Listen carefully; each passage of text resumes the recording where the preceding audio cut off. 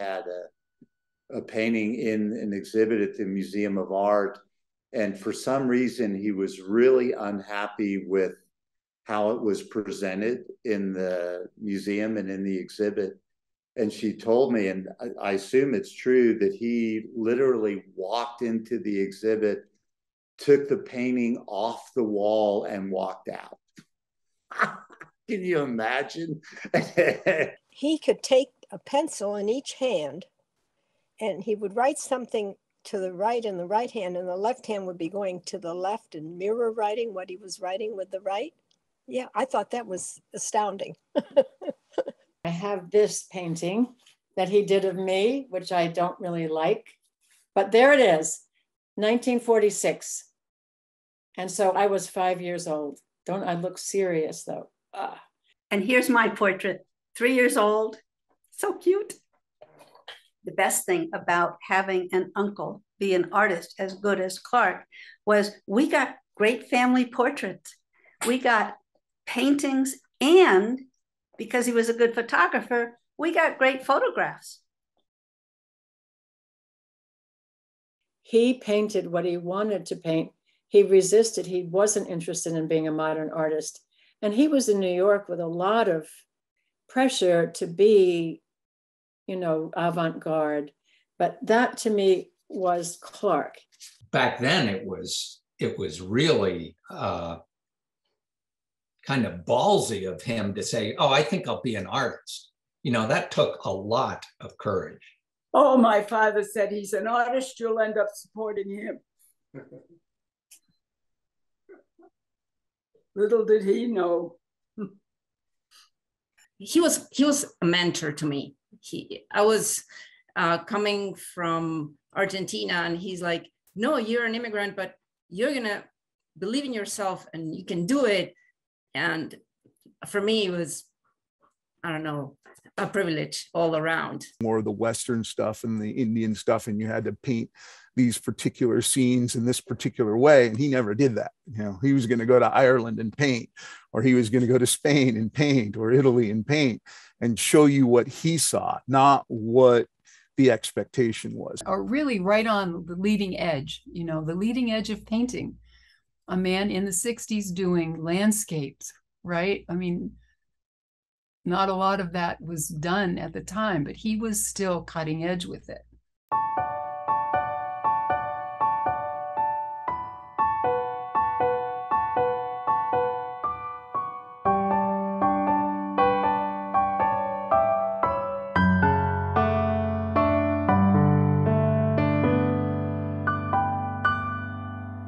I must have been too serious, worried about school, worried about my grades. And he said to me, Susan, why don't you try to get a C? And I just thought, what? Whoever tries to get a C? And then he explained that you're only going to find something you love to do if you stop doing what you think you should do and you do what you really want to do.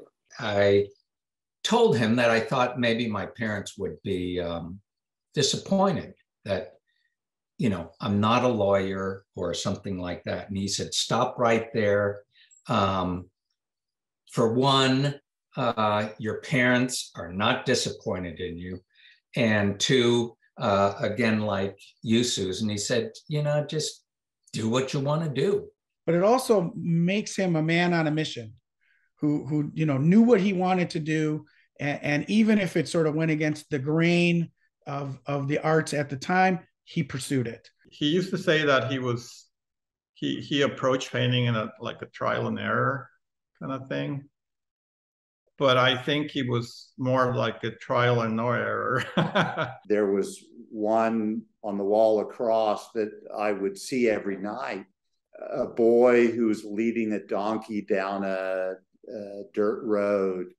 I spent so many nights inside that painting, walking alongside the boy, petting the donkey, being in that place.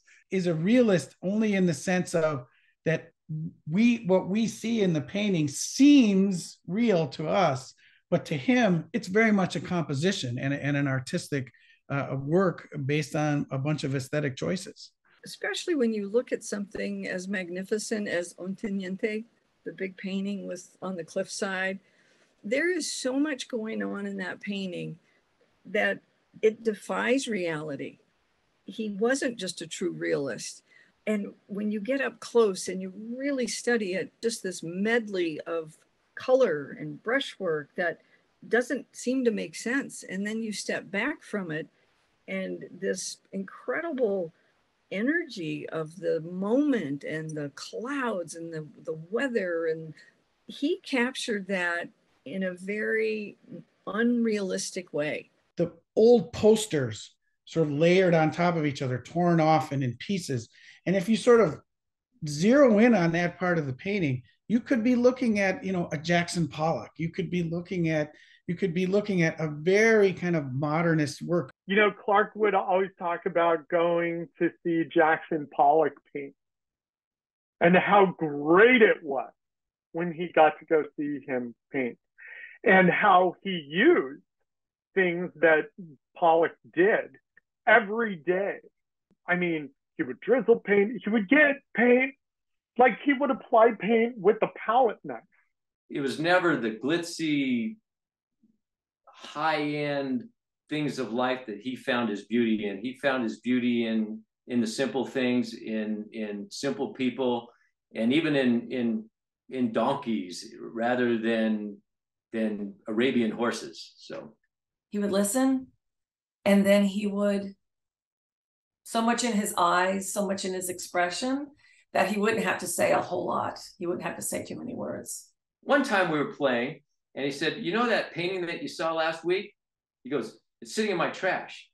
And I said, "What?" And he goes, "Yeah." He goes, "It just wasn't going right. So I threw it in the trash." The whole time playing tennis, all I could think of is, I wonder where his trash is. I would love to go through that trash can because I love that painting. Because if he wasn't satisfied, that was the best thing to do. I mean, there was no reason why he should continue with something that he wasn't satisfied with. And I was putting a little here, and it gets to be like a 10-ounce glass of liquor. And so I put it on a tray and go in to serve it to, whoever wanted to drink it. And I said, "Look what I made." And my parents were not happy, "Oh, that's a waste of liquor," and all that. And Clark piped up and said, I'll take it, maybe, who knows, maybe he's made a great drink. Like just a great guy, a great friend, and someone who's very amicable. To me, we used to kid each other, and I knew that before I found out that he was such a wonderful artist. I didn't find out about that until I happened to look at a Reader's Digest article about 2 years later, and that's when I said, "Oh my gosh, look at that. If I'd have known that, I would have been nicer to him," because we used to kid each other a lot, just like the way guys do. He didn't like people to make a big deal about him. As a matter of fact, he would crawl into a hole watching this video, right? He was drawing. I was looking at what he was drawing. He was looking at what I was doing. And we didn't talk to each other. It was just very quiet. A couple of weeks went by, and he was there regularly. I said, "I love what you're drawing. I thought you were a novice coming in. You had a suit and tie. I thought you just came in to, try to draw the figure and, look at models and so on and so forth." And I said, "Well, what's your name?" He says, I'm Clark Hulings." Well, I almost fell off my seat. I was shocked. And I just couldn't believe I had a cousin that was an artist. And then when he became a really famous artist, I just thought it was, and he was not a boastful person. He didn't toot his own horn. He didn't have to. It was. I don't think I ever really think of Clark as famous. It's very strange, but the fact that he is famous is probably the least significant thing to Clark Hulings for me. He wasn't into grandiose projects and things like that. He was very much more down to earth. He was looking at sort of everyday life. He was living this really just nuts and bolts, like worker life, which is the same thing that he was documenting. One of my favorite Hulings paintings is, it's not a work painting. It's a painting called Malaga Barrio. And you see a woman washing her hair, and it's kind of a dilapidated courtyard, and there are two girls, and you see them from the back watching her. And I just found that such an amazing snapshot of a certain kind of life, which I can't imagine many other artists ever finding worthy of painting. I love the donkeys. Oh God, they're just so awesome. You know, he took this ordinary animal and just not glorified it, but just said, this animal is important to us. It's important to the people in the painting that worked with them and loved them. And he said, love the donkey. And so we love the donkey because Clark loved the donkey. My uncle liked nice things. He wasn't materialistic. He just liked well-made things. He used to tell me that if I had to give a present to someone who didn't have much money, get something that was cheap, but get the best, like a bar of soap. Give the best bar of soap you can find. And so it's not surprising that his painting, his craft of painting, was of craftsmen. Art was his job, just as baling hay was the job of the farmer, or working as a blacksmith was the job of the blacksmith, or the shoemaker and the shoe repairman in Morocco. He had to work 42 hours a week. He would get up at 6 in the morning and take his walk, and then he would work, and then like mid-morning he would go play tennis for a couple of hours, and then he'd knock off and hang around and play with the dog, and then he'd go out for a 3-martini lunch, and then he'd go back to work for a few hours before dinner. And then after dinner, when I was in high school, it was a problem for me, because when I would come home after my curfew was over, he would be up working.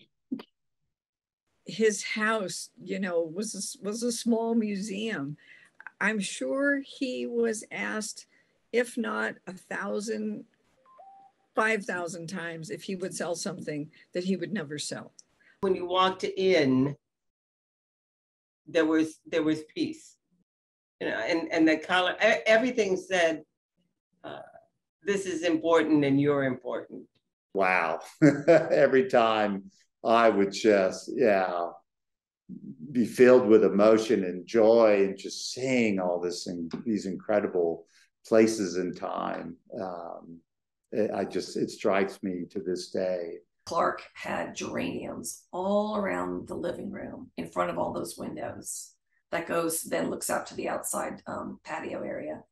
And I remember one time asking him, how do you keep these geraniums alive and beautiful inside your house? Every time I come, there are these beautiful geraniums. And he said, I use the replacement method. I get so distracted, you know, looking at the sketches and those incredible family paintings that he had of Elizabeth as a baby and a toddler and a young girl, and then up to the big, you know, masterful painting of when she's wearing the shawl and the fringe is hanging in the light. There's the painting My Three Girls. I think it's called My Three Girls. It's Elizabeth as a child, Mary, and Pauline, the beagle. And he didn't intend to put Pauline in that picture. She came in from the other room and sat and looked at him like, I'm part of this family too. So he painted her in. He and Mary invited a group of us, and Clark was going to cook paella. And he built a ground thing to light the fire. You had to do it just so. He did a wonderful job of the paella, as long as I got everything outside for him. He had the instructions taped to the wall. Step 1, light the fire. Step 2, heat the oil in the pan. Step 3, mix first martini. I mean, it's the most amazing cooking class I've ever been to. I feel like the studio tells one side of the story, and then that actual, what he's actually doing in the field when he's finding material is a totally different side of the story. I remember one time we were driving down the highway in Mexico, and I don't know, we were doing 80 or I don't know. And he saw something on the side of the road, and I just could not stop. I couldn't stop fast enough. He was like, stop, turn around. He would have a camera, he would have his windbreaker, he would have his hat, he would have some film in his pocket, and he would always have one of those little dictionaries. He wanted to have that connection as well with not only the, looking at all the things that he could paint, but he also wanted to talk to the people living there and what they were doing. He was very inquisitive. When we were on painting trips with him, he would spend hours just standing, waiting for the light to be right, or to strike something, or for the right subject or something useful to walk through the composition so he could capture it. It was exhausting. I mean, it was exhausting. I remember dusk falling and I couldn't read my Agatha Christie novel anymore because it was too dark, and we're like, where are we sleeping? We don't even know where we are. At a young age, I think Elizabeth was the one that kept him, like on schedule. He got double pneumonia because he stood out on the bridge trying to get the scene he wanted, and he got double pneumonia. That he got stranded, on a rock at high tide and had to be rescued by boat because he was trying to get just the right shot from just the right angle at just the right time. Any tool that my father found useful, he would learn how to use and exploit it to the fullest. I happened to say to him, I said, some of the more traditional folks that collect your work might not be all that excited about learning that you're using this technology in creating your artwork. And he said, I'm an old illustrator, and we use the best tools we can get to make the best pictures we can make. So basically he had a whole bunch of tricks, including a 90-degree angle lens where he could actually shoot off of the side and it looked like he was shooting this way. Or he would have people like me, when I'd be with him, say, stand over right there and I'm gonna take your photograph. But really the person he's interested in taking is standing about 2 feet away, and he'd have a wide angle lens. So he'd kind of be getting what looks like he's shooting me, but he's really getting in the side of the image, the person that he's interested in getting.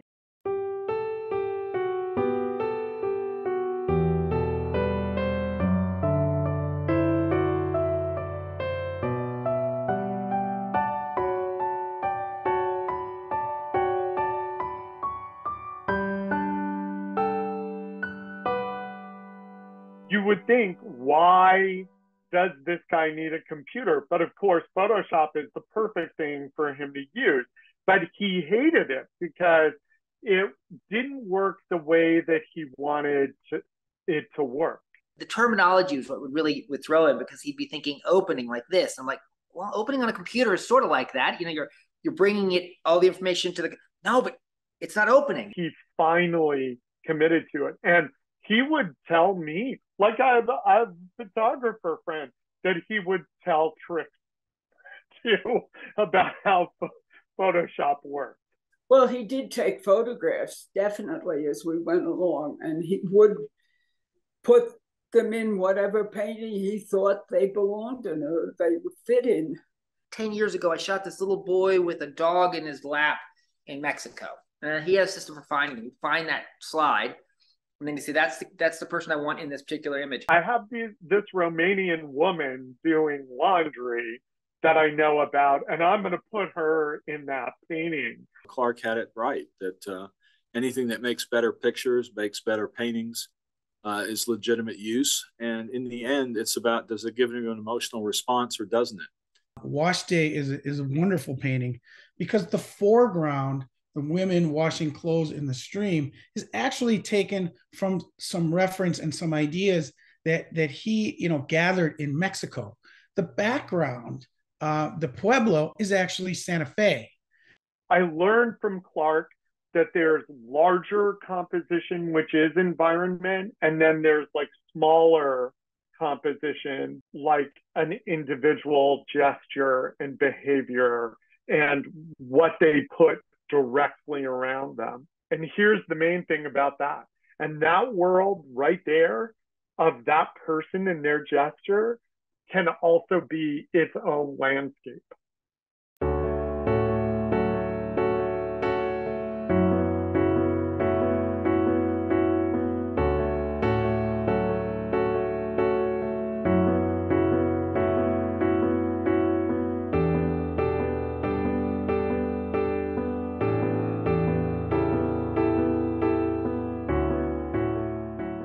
My father, from the time he was 6, when he did the crayon portrait of his mother, he knew what he wanted to do. And he was always really good at balancing the market and the muse. Early in his career, Clark was an illustrator in New York.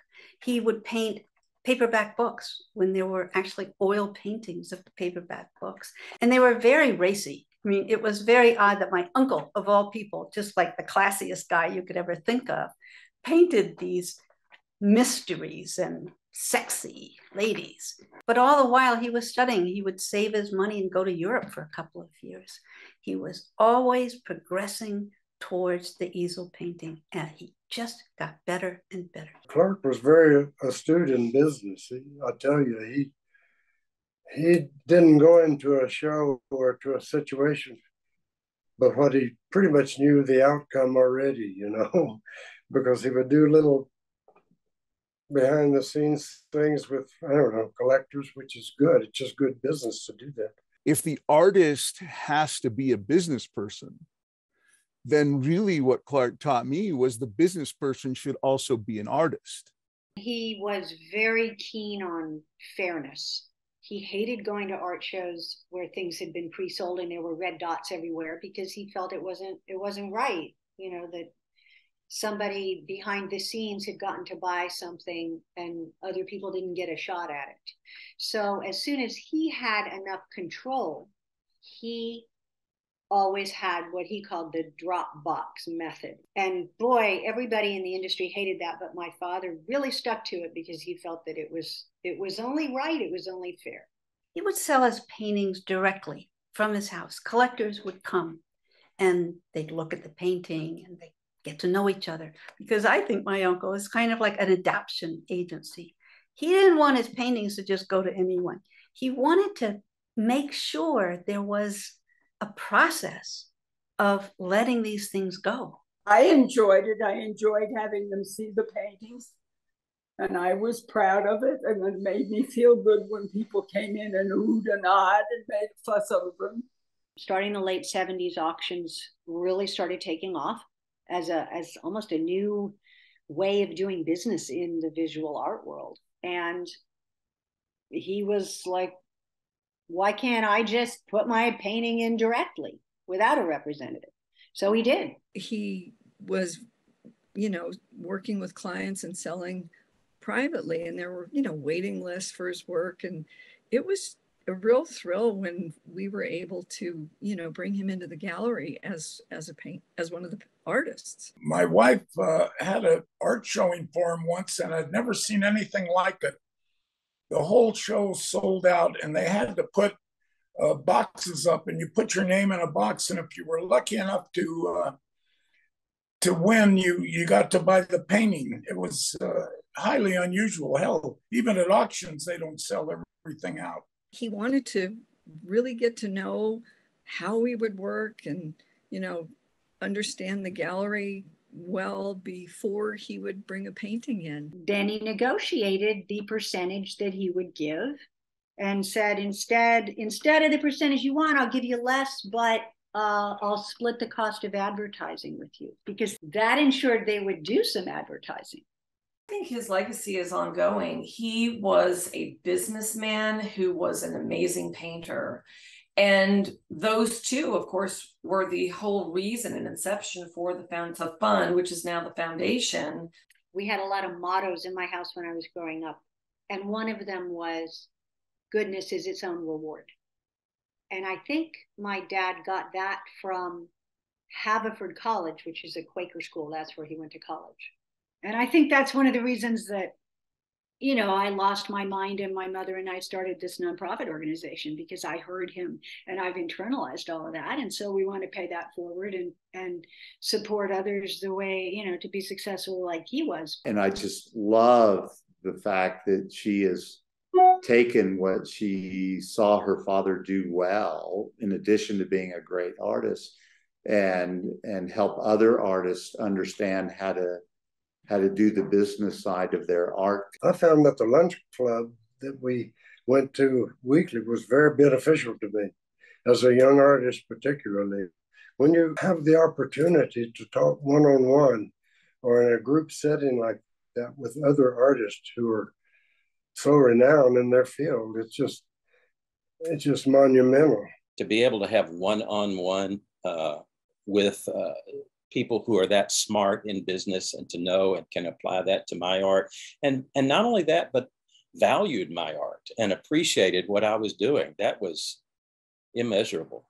What I found wonderful about the fellowship is that because my colleagues came from different regions of the country and worked in different media and really had very specific individual goals, I was able to learn modalities and practices and approaches that I myself never would have thought of. About setting a goal at the Clark Hulings conference, we had to write them down. And I still have it. I have it pinned up on my bulletin board right in front of my drafting board so that I can look at it every day. When I see your paintings, they reinforce my idea that artists can, and in my opinion should, recognize the laborers of our country and of our humanity. I know Elizabeth doesn't even know this, but I was going back to school to get a master's degree in fine art, and I was in graduate school, and when I got involved in the Clark Hulings, I was getting more out of the Clark Hulings program than I was in grad school, so I dropped out of that. I think Clark had no idea his legacy was going to be so timeless. You hear that word a lot with Clark's paintings. They're timeless. Oh, I had so much fun with him. I tell you, I miss him so much. He was quite a friend and a great person to be around. Experiment, play, get out there and play in the world. And if there's anything I teach my students, it's that. If there's anything that Elizabeth and I try to teach Nicholas, it's that. Happy birthday, Clark. Happy birthday, Clark. Think of you all the time. It's been a privilege to live with and write about your incredible work for these past years. Thank you. I know that you're somewhere right now where the light is good and the martinis are better. Ching ching. If Clark was standing here, or you knew that he was listening and it was going to be his 100th birthday, would there be anything you'd want to tell him? Not on TV. Happy birthday, Dad. Here's to a second century.